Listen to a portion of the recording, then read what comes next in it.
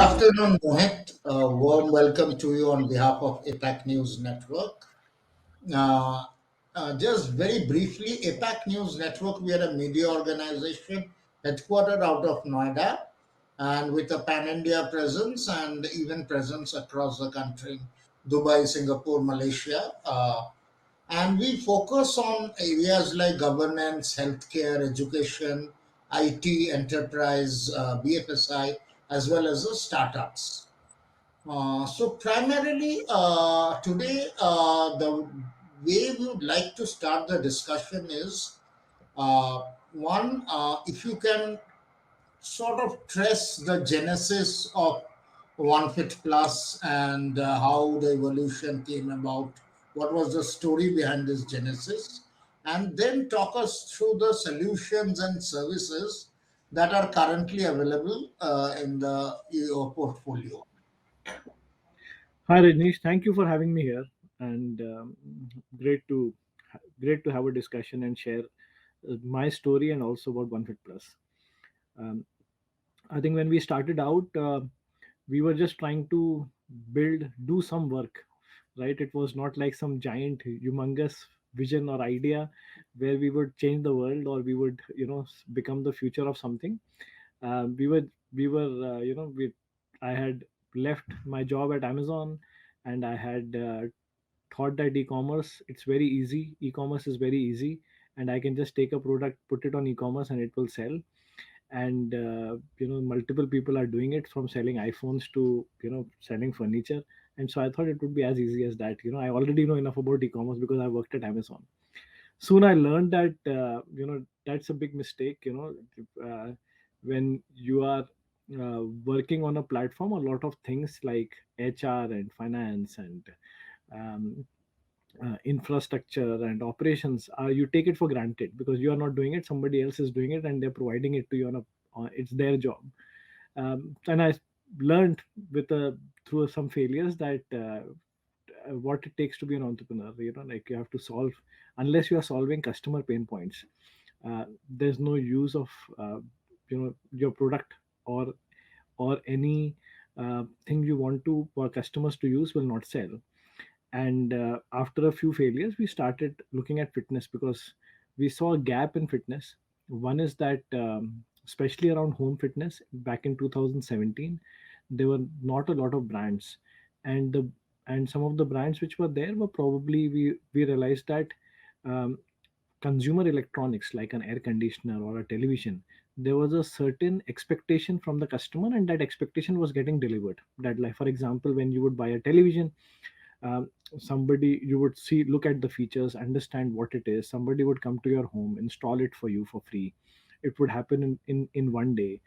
You clearly understood what the features were, what size I was buying, whether it had HDMI, it had HDMI slots, and so on and so forth.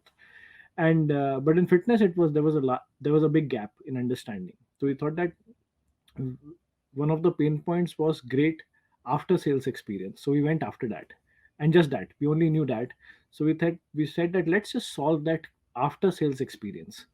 And we built a pan India network and solved that after sales experience. So across India, we set up the widest after sales network for fitness in India. Today, it is at around 29,000 pin codes. We have around 650 engineers who come to your home and deliver install the product and look after your product's health, which we try to call as hassle-free ownership. That once you buy a product from us, the your experience has to be hassle free. There will be some defects at some point of time, but we pride ourselves on customer obsession or customer experience. We listen to the customer and send our engineers back home so that they can solve it, and we take care of our customers. So that was the genesis of on how we started. That there is fitness industry, there's a gap in customer experience at after sales. We can solve that gap. The LGs and the Samsungs of the world are not there. And so we worked from customer pain point backwards, um, and solved that problem. And it was just that initially. And then when we went to customers homes, we learned a lot of things. And I think the journey from there has been about what customers have told us what's important for them. Initially it was we understanding, we just got that one thing right, that this is an opportunity where we can solve. And once we started interacting with customers, we realized that there's so much to do around fitness. So everything after that has been around that. So, what were specifically these products? If we come more to what are these products that you sell? Right. So we sell home fitness equipments and outdoor equipments. Home fitness equipments are treadmills, spin bikes, water rowers, and ellipticals. And outdoor, we do bicycles, which we manufacture as well as sell. Bicycles, which are um, those are the two segments of products which we sell. And, are these products are all your own branded and own manufactured, or you resell other products also? No, these are own branded. OneFit Plus is a brand which provides equipments to you. It provides the service when you buy a OneFit Plus product, like a spin bike or a urban terrain bicycle or a FitKit treadmill or an RPM fitness spin bike. You get uh, you get somebody who comes to your home and teach and installs the product for you. Then you get a dietitian who gives you a diet plan that is free, inclusive in the product price. You get a trainer who comes shows you how to train on your treadmill or your spin bike or your bicycle. In case you have any medical history, then there's a doctor on call who can tell you how you should exercise, because we've learned from going to customers homes that a lot of people did not understand how to use the equipment. So we provided them training around how to use their equipment. And then we also understood that a lot of customers did not understand that diet is an important part. That if you want to, for example, lose weight, then just exercising or doing cardio will not be enough. There's going to be a large part of diet which you have to manage, and there's a healthier ways to manage your diet. And then we build technology for that diet so that we can understand what you are allergic to, what you don't like. So basically, building sustainable uh, fitness plans involves giving diets to customers which they can sustainably use, not use it for 2 days and then go back to what they were eating earlier, or not exercising on the treadmill for 3 days and then falling off because it's too much of effort.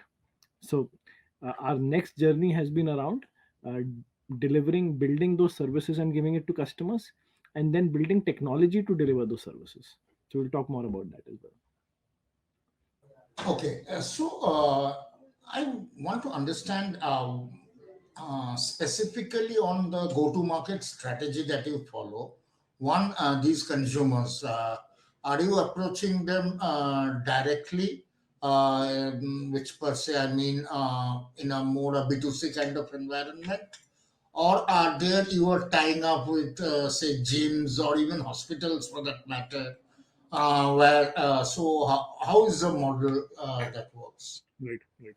So we are a D2C brand.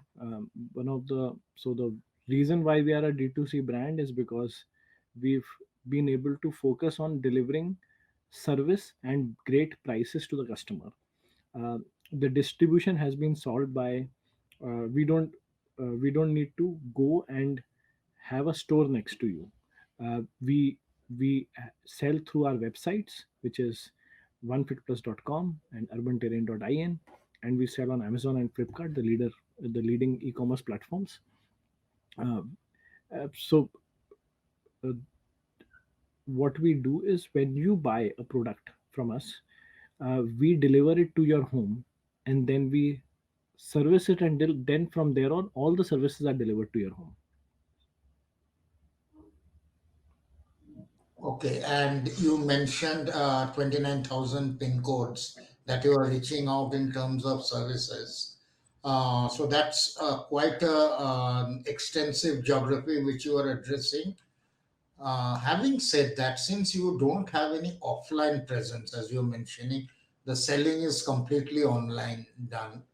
So one, I would like to know, does that restrict somehow you're reaching out, especially to not just tier two, the tier three, tier four, or the smaller places. And second is, are there any plans to expand into offline mode also? Right, right, right. So I think uh, the internet going across the country, or the 4G networks have made it easier for us to access the remotest parts of the country.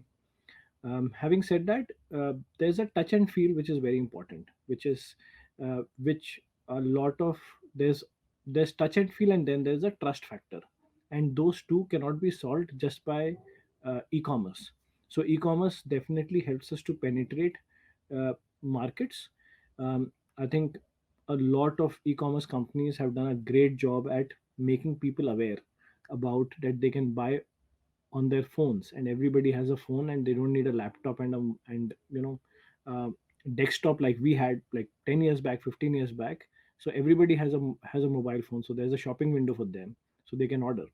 But then there's also a big part of customers who do not trust, still do not trust, and for them we have to go to them, and we are setting up stores. These are experiential stores which you can see it which you will see in malls, where you would be able to experience. And the bigger part of that is, for example, if you were just selling treadmills or just selling bicycles, can then you can uh, look up our ratings, and if the ratings are good, you can buy based on the ratings.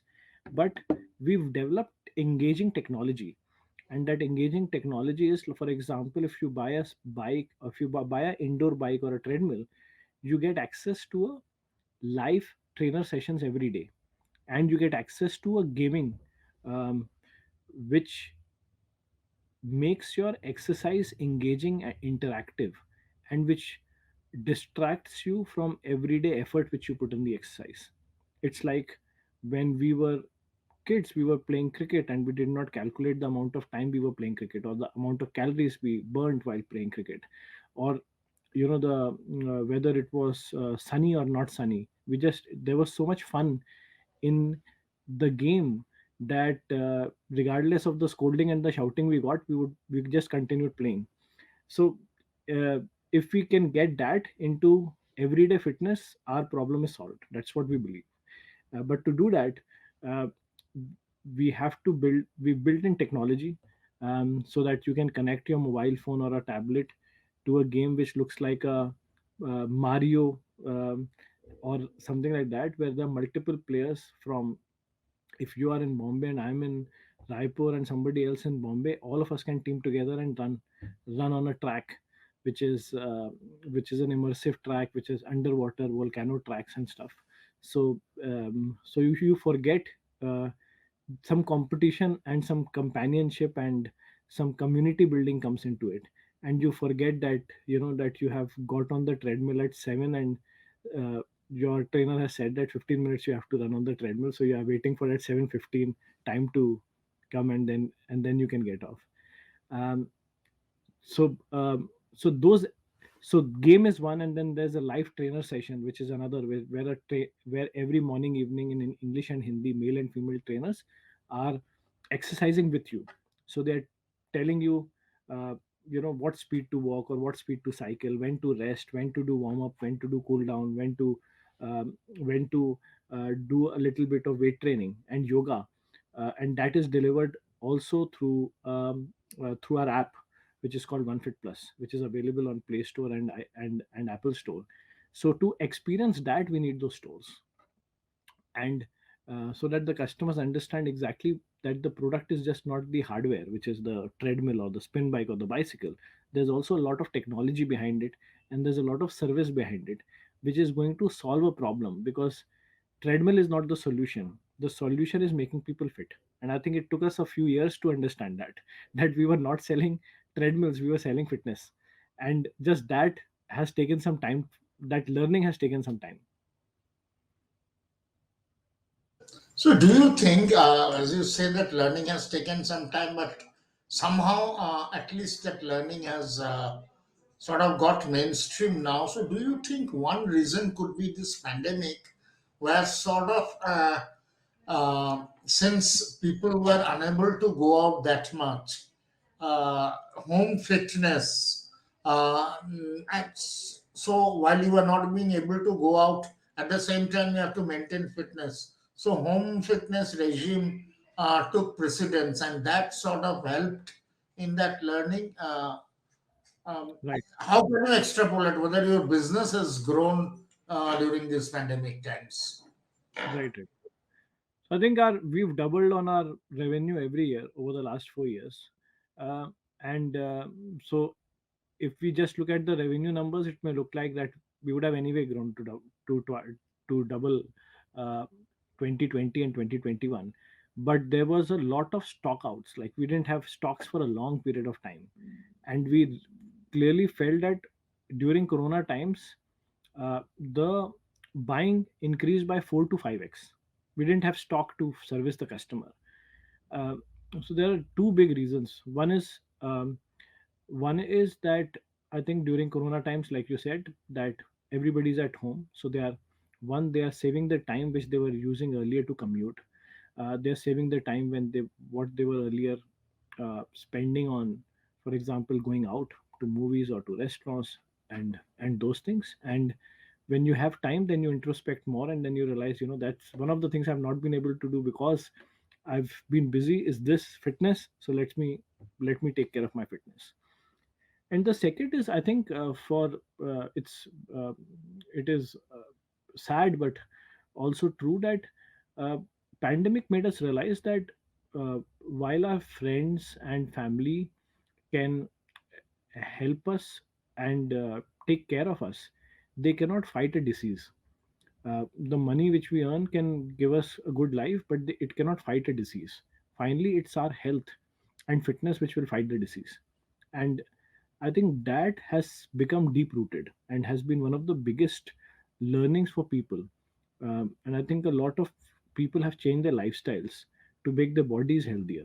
And I think while pandemic has been a bad uh, time for the entire world, I think I hope that learning, we don't lose it and go back to our old style. I hope that learning just stays with us. Okay. More business wise, you must be tracking these numbers regarding your services. Again, as I reiterated, you mentioned 29,000 pin codes you address. Business wise, which are the geographies within India where there are maybe the top three or top five geographies where you have more takers for your products and services, and as well as in terms of demographics, what sort of socioeconomic profile or gender profile or age profile are these products finding takers? Right. Um, I think over the last 3 years, we've seen a big change across. And I think if you talk to people who are running e-commerce sites, they'll tell you the same thing. Um, for some of the consumer brands, if you talk to them, they'll tell you the same thing, that India is a big tier 3, tier 4 story. The rural India, over the last few years, I remember when we started in 2017, uh, in 12 cities we would cover the top 12 cities would cover like 70% of our demand. Today, those 12 those top 12 cities cover probably 30% of our demand, and the 70, it's like 70/30 has completely moved. um, and of course, there's been prosperity, but also there are supply chains have improved. Our delivery, some of the delivery companies have done a great job of reaching to these corners and delivering products.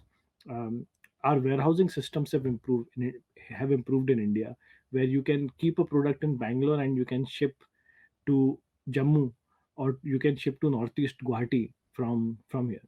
And coming back to the question which you asked, I think Bangalore and Hyderabad are big markets for us. South India is a big market. Um, Delhi is a big market. Calcutta is a big market. So those are the top three markets for us. Uh, some of the growth we've seen has come from uh, cities in Bihar, cities in UP, and cities in Northeast. Uh, in terms of rate of growth increase, has been has come majorly from these cities.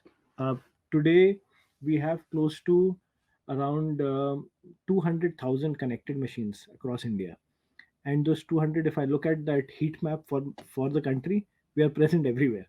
But um, but the last 1.5 year, the major growth has come from UP,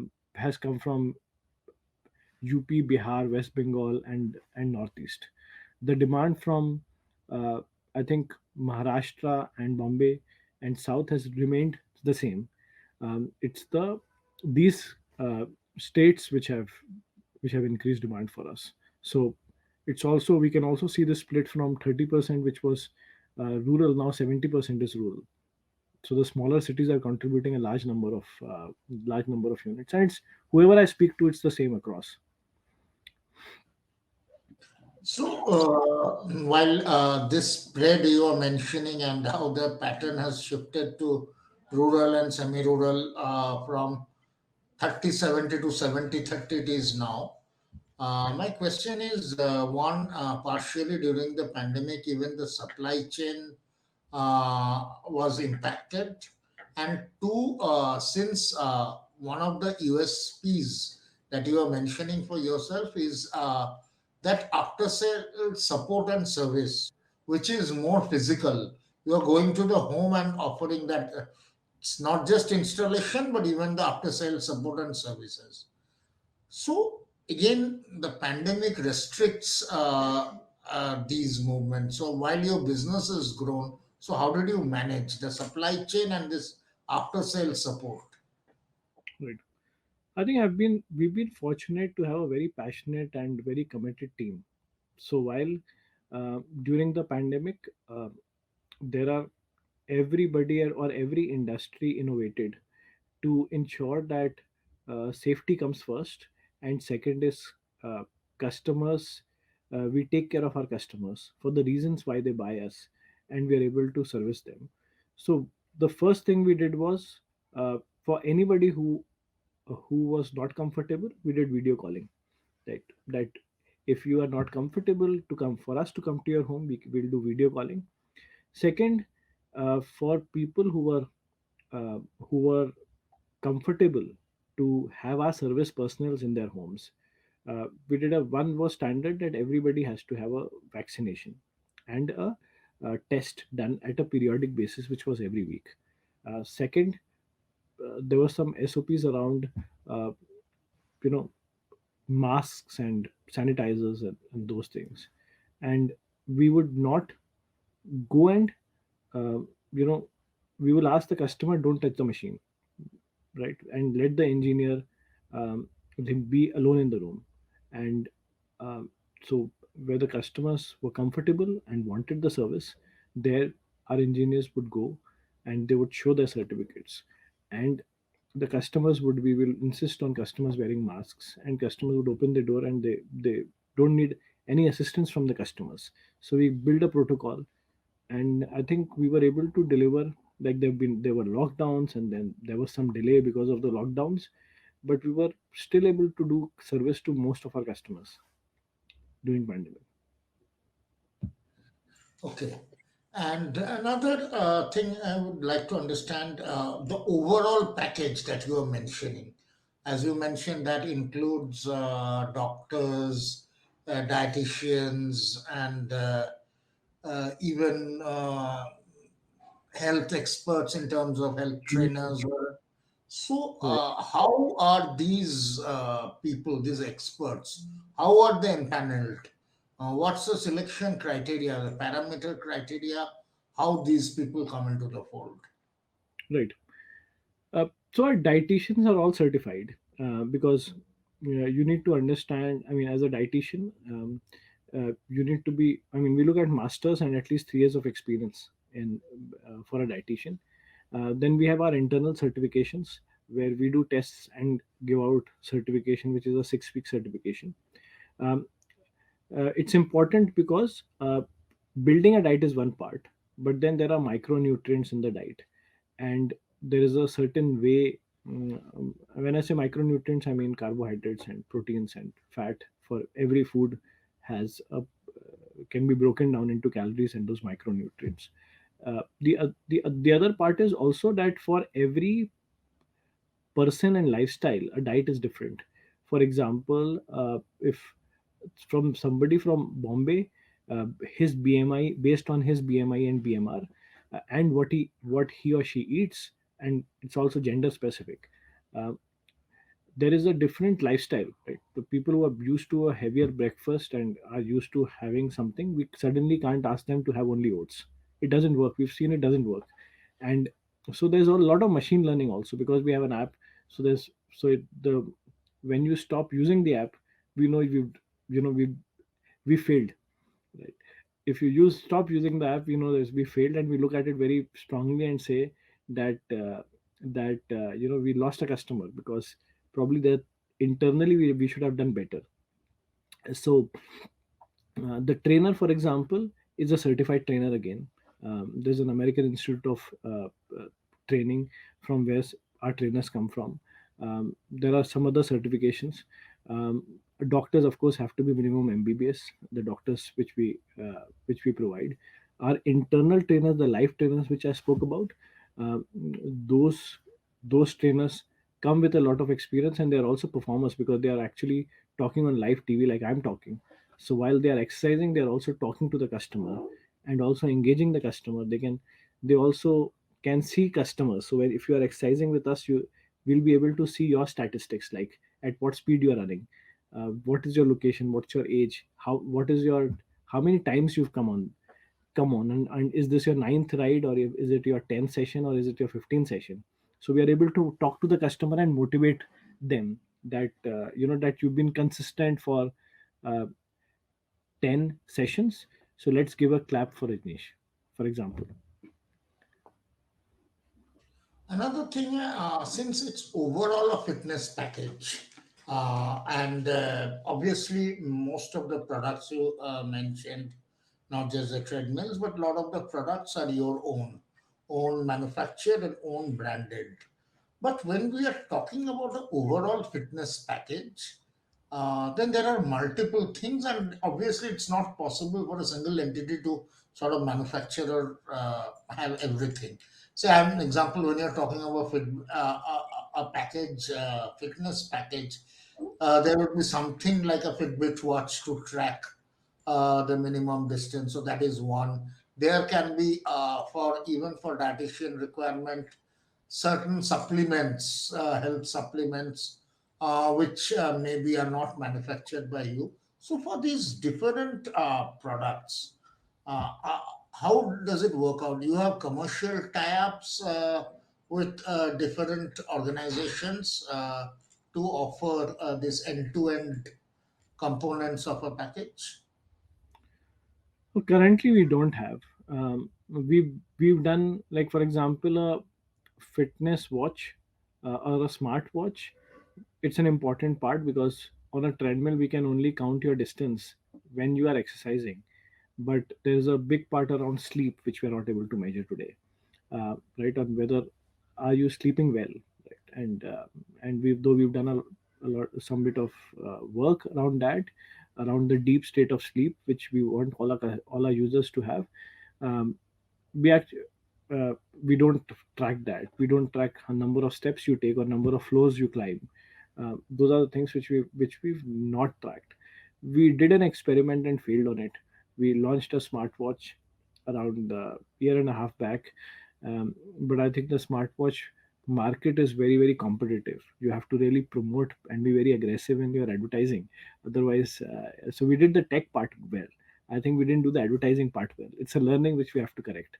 But I think maybe we'll do. It's going to be more around integration. So today, if you have a Apple Watch, uh, our our app can sync up with you. So then we will know. So there's those open integrations which are available, which we are able to do, but we don't have our own branded. branded smartwatch. And I think, like you said, um, some tie-ups would help. So I think that should be a next year plan to do some tie-ups around, especially around food as well, right? That I think food is an important part, and a lot of people uh, drop out because uh, they the people who cook their food, or when they cook their food, they cannot go through that process of uh, eating what the dietitian tells them to eat. So I think that's a part which we want to solve, whether it is through supplements or whether it's through doing a tie-up so that food can be delivered to you based on a dietitian's advice. I know some companies are doing it. We also want to um, do that. um, and then there's going to be like uh, sensors which are going to measure everything from sleep to walking to diet to other things. We want to do a lot around that. um, but like you said, that a lot of it one company cannot do. So either we would um get some funds, because I think we are there as a bootstrapped startup. I think lot of long term audacious big bets you cannot take. So we would want to take that, and then second is we would want to invest in technology so to solve that part. So some of these things like the sensors that you mentioned, I've seen. Uh, it's very the way say many similar companies. These are not very feasible or practical.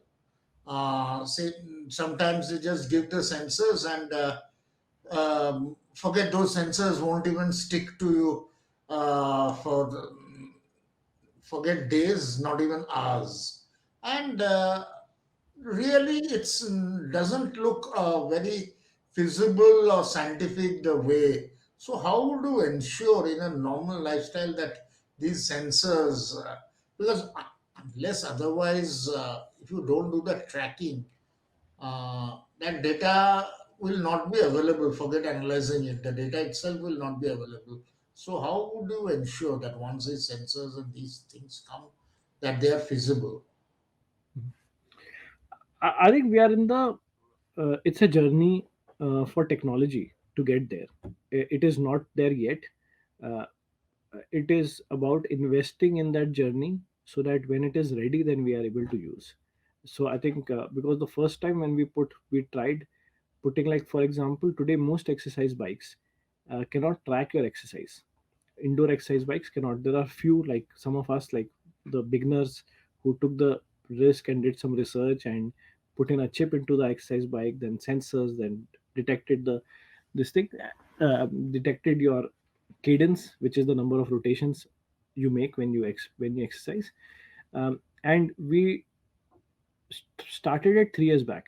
It took us 2 years to get there, where we could deliver a 4-star plus product to you, to our customers. Um, so we went to one manufacturer of chips, took the chips from him, went to another manufacturer with uh, the uh, panel, put that chip into that panel, then put that panel into the machine, then use the sensor wire to connect to the machine. So and it has been a journey. So I think uh, the sensors will be a big part of our life. uh, they may not be ready right now, but because because that part is proven that if you have data, you can use that data to build customized solution for users. The part which is yet to be solved is, how do you make sensors which do not disturb the human life? Like the moment it is becomes a distraction, people will not use it. Like smartwatches, I think 70% of smartwatches, most people stop using. They don't charge it again, and then they realize that while they are wearing the watch, it is not charged. uh, or they go back and switch into the analogous watch. So I think that part is remaining. The other part is sustainable recommendations. Like uh, if there is a product which can sense, and if there's a recommendation, there is going to be some usage initially. But the real steady state, or the real consumer benefit will come when the consumer uses it, for example, 25 days in a month.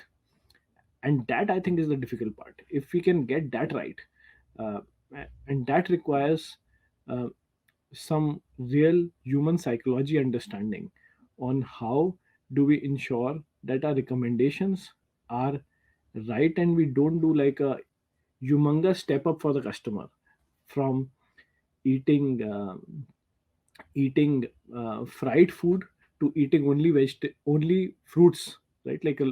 That's a huge step up which most people will fail. So that data collection and using that data to deliver a solution which is sustainable and implementable, I think uh, that is the holy grail, which with that work should start now, while the sensors will evolve like chips. They would say that every year it would reduce the cost and increase the capacity by double. So I think sensors, the technology will take care of itself. The that big part we have to solve for. So keeping that in mind, what will be, if I may ask, for the next 2 to 3 quarters, what will be your key focus areas?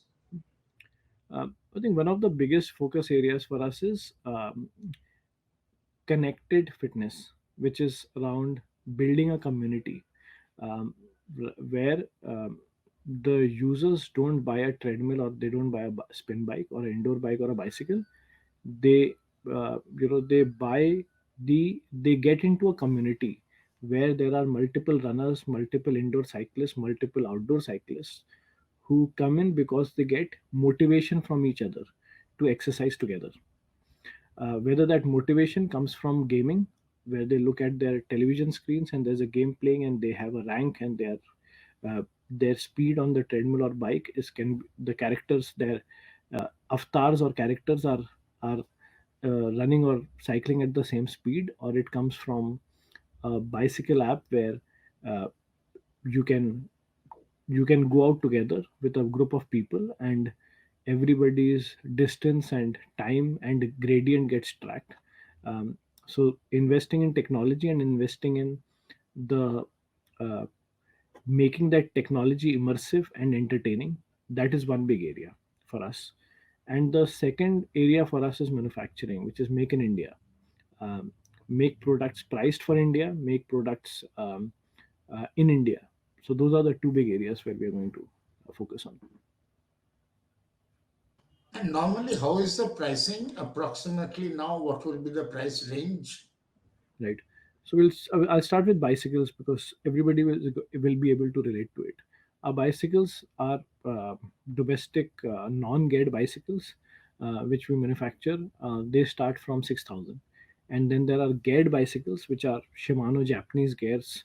Um, they are for um, around 12,000 to 14,000. All of these cycles, any cycle you buy, will come to your home and install it for you at your home. We are the only companies with a 29,000 pin code network who will come to your home and do it for free. You don't have to pay us for that, anything additional. And then you also get a diet plan and a trainer plan for a cyclist, because we believe that a lot of cyclists are actually buying the cycle for fitness. That's our customer. And they have an app where they can track their ride, um, also find popular routes in your city, and other people how much time they've spent on that routes. So when you're planning, so we are trying to help customers to plan their cycling routes effectively. And then we're also helping them connect to other cyclists. So that's the pricing and the service for cycling. Then our indoor bikes, which are where you can play the game and where there's live session, and there's also health coins which rewards you for every kilometer you cycle indoor cycling. That is from 12,000 to 20,000, um, depending on the weight, because weight is about resistance. Depending on how much resistance you buy, uh, and the looks and those things. um, and then treadmills start from 14,000 to 40,000. Depends on your weight and how much functionality you're looking for, inclination or without inclination, um, multiple function or single function, and some of those things. Thanks a lot. This was very interactive and really appreciate you taking your time out for this interaction. Thank you so much. I had a good time. Thank you so much. Thank you.